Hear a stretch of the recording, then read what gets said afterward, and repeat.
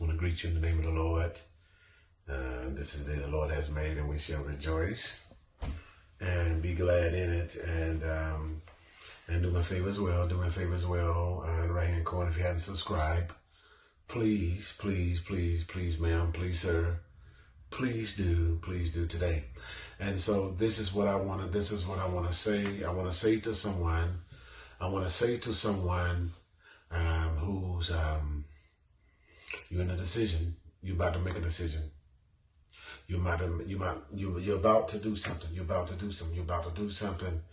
And I want to give you something that God is saying for you not to do.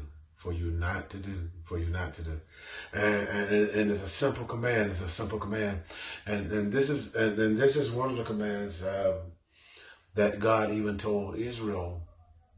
And he let Israel know that Israel was noticing the plagues that the Egyptians were having and were receiving.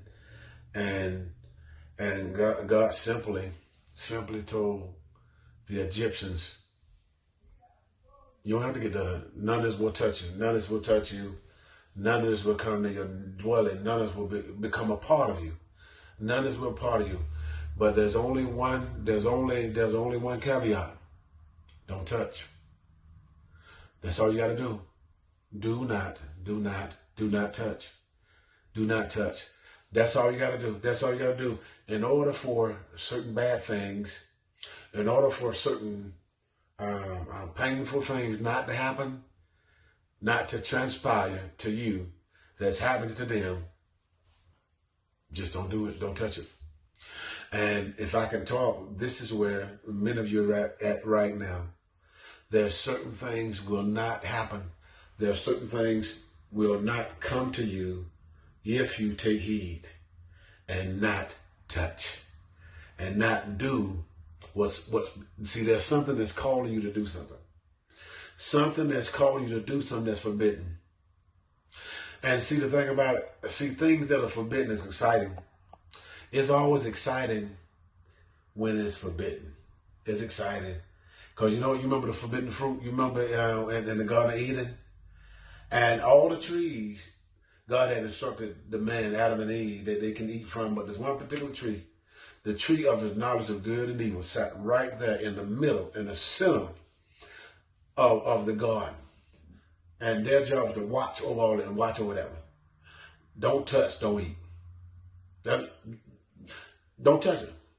But the serpent came. The serpent came and began to talk to the woman. Came to talk to her. And what he was doing, because she listened to him. And see, that was the biggest problem, that she entertained his words. And see, this is what's gotten many of you. This is what gotten many of you. And so this is why this thing, it's like it has a ring on you. It's trying to pull you. And it has a hold on you so strong. And so it's been pulling you a lot. And see, but this time you've been fighting. But it's almost like you're about to give in. And so, but don't give in.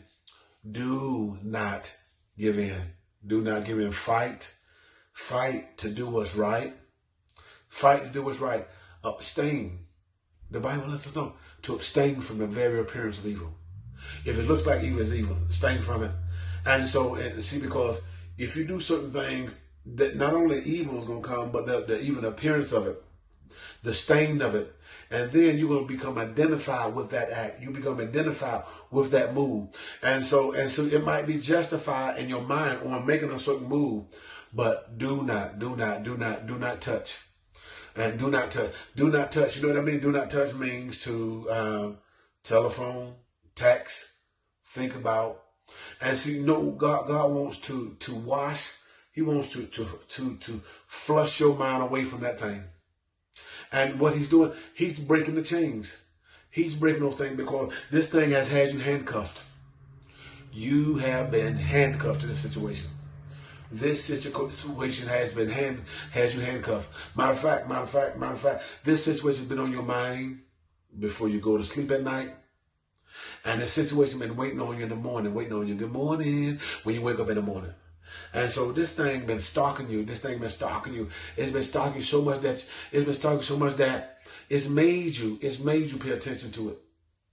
It's made you think about it. See, but there was a plot and there was a plan to it. See, but God was to break it. Break it. Do not touch. Do not touch. And so break that cycle. You go on a fast.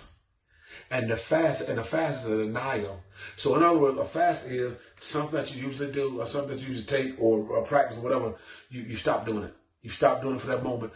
And so that situation that's calling you and wants you to touch, fast from it or deny from it.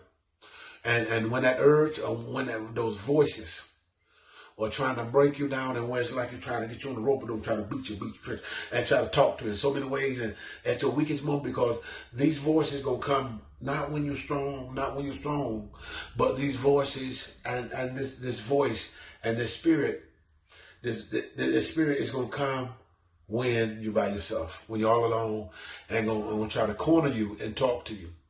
So what you need to do, resist it, but what you need to also do, you need to prepare yourself.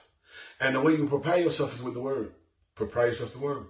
Meaning that when you know certain warfares come or try to come at your mind or try to come at your heart or try to come at certain times, certain season.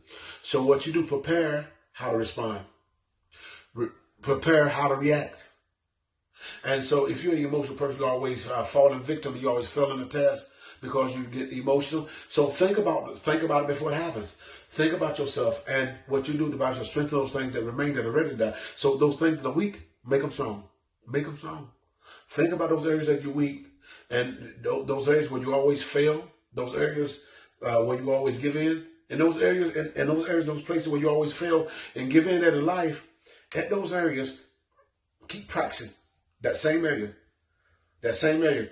You know, it was interesting because someone told me, I think not told me, but Shaq. I think Shaq said that one time with Kobe, when Kobe was playing when he was younger, he said in one of the games, I think somebody else said it was in one of the games where this guy blocked Kobe's shot or hit his arm. It was an illegal shot.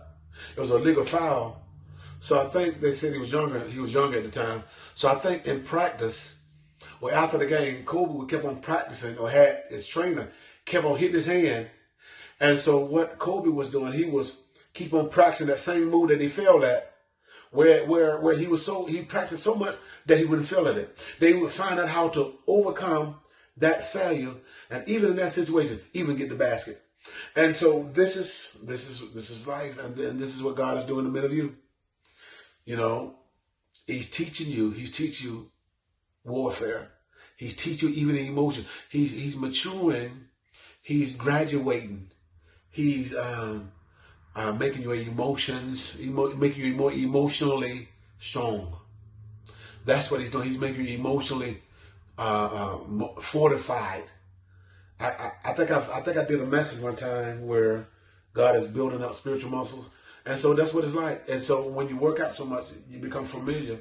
And so what God's doing, God's making you become familiar with what it feels like when you in desperate or you under pressure or in warfare. And so when you say you know what it feels like, so then you won't become irrational. You won't think.